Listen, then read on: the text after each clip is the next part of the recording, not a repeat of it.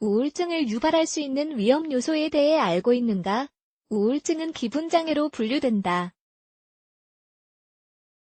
우울한 사람은 과민성, 삶에 관한 관심 상실, 행동의 변화 외에도 깊은 슬픔을 느낀다.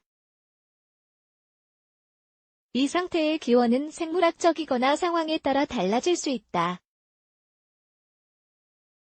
전문가들은 우울증이 호르몬 불균형, 환경적인 요인 또는 특정 사건이나 상황의 영향으로 인한 뇌 화학 반응의 변화로 인해 종종 발생한다고 말한다. 그러나 우울증은 또한 특정 나쁜 습관으로부터 비롯될 수도 있다. 우울증을 유발할 수 있는 위험 요소 먼저 극심하게 슬픔을 느끼는 시기가 모두 우울증은 아니라는 사실을 명심해야 한다. 우울증 진단을 받기에 충분히 심각한 증상을 겪지는 않지만 그래도 슬픔이나 외상적 사건을 경험할 수 있다. 의료 전문가들은 이 질환이 제대로 치료되지 않으면 치명적인 결과를 초래할 수 있는 심각한 의학적 상태라고 말한다. 우울증을 앓는 사람의 삶의 질은 급격히 떨어지며 일상생활을 하지 못할 수준까지 도달할 수 있다. 때로는 우울증으로 인해 다른 건강 문제가 발생하기도 한다. 우울증은 매우 복잡한 질환이다. 따라서 이 질병의 발병을 설명할 수 있는 딱 한 가지 원인은 없다. 실제로 연구자들은 우울증을 유발할 수 있는 수십 가지 요소를 확인했다. 가장 걱정되는 부분은 우리가 라이프 스타일의 일부로 이러한 요소들을 간과하는 경향이 있다는 것이다. 그렇다면 지금부터 이러한 위험 요소가 무엇인지 알아보도록 하자. 부실한 식단 정크푸드를 먹는 건 스트레스와 우울증에 대한 높은 민감성을 포함한 수많은 건강 문제와 관련이 있다. 또 영양 부족은 우울증을 포함한 정신건강 문제와 매우 밀접하게 연결되어 있다. 잘 먹어야 할 필요성을 간과하기는 쉽지만 나쁜 식단이 신경계와 뇌 화학 변화를 일으킬 수 있다는 점을 명심해야 한다. 예를 들어 지방과 정크푸드를 자주 섭취하면 우울증과 스트레스의 위험이 더 커진다. 정크푸드는 일시적인 즐거움을 줄 수 있지만 호르몬 활동의 변화로 인해 우울증이 생길 수도 있다.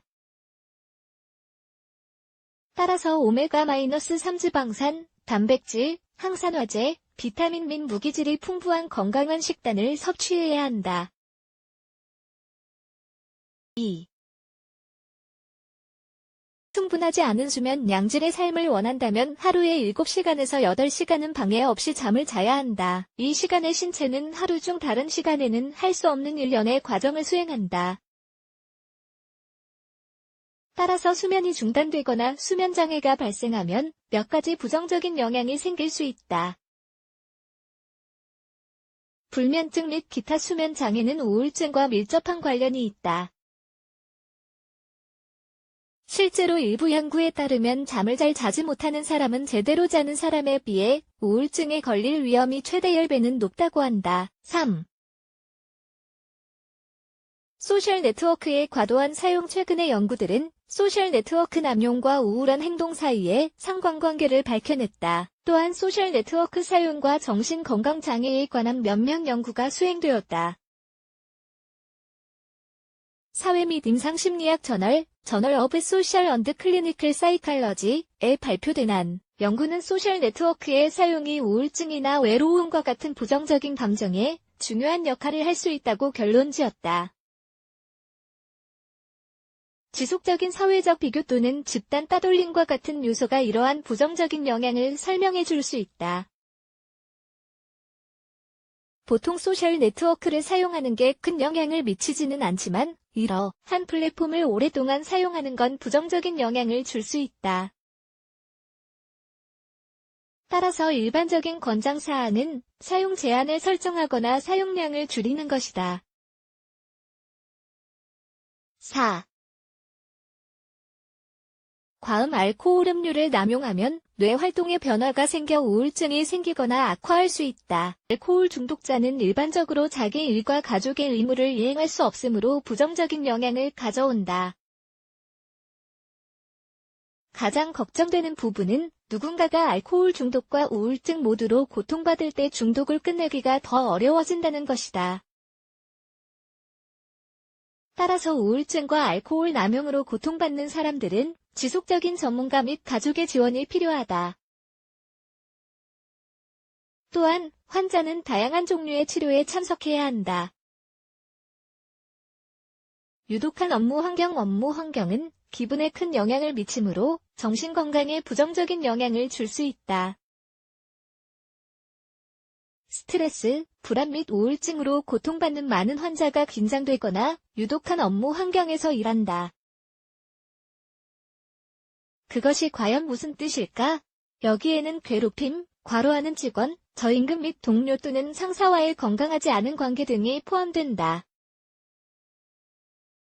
이러한 모든 요소는 심리적 혼란에 기여하므로 우울증을 유발할 수 있다. 과도한 스트레스는 코르티솔과 다른 호르몬의 생성을 증가시킨다. 하지만 간단한 전략을 시도하여 이를 피할 수 있다. 예를 들어 휴식을 취하고 과로를 피하며 편안한 음악과 아로마 테라피로 업무 환경을 개선해보자. 자신의 건강을 돌보자. 우울증을 유발할 수 있는 이 5가지 위험 요소에 자신이 노출되어 있다고 생각하지는 않는가?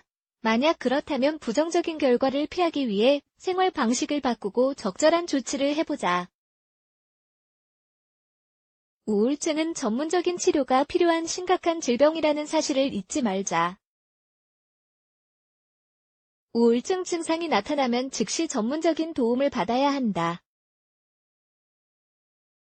이 질환은 물론 치료할 수 있지만 항상 예방할 수 있는 건 아니다. 어쨌든 이런 위험 요소를 염두에 두고 그 위험성을 줄여보도록 하자.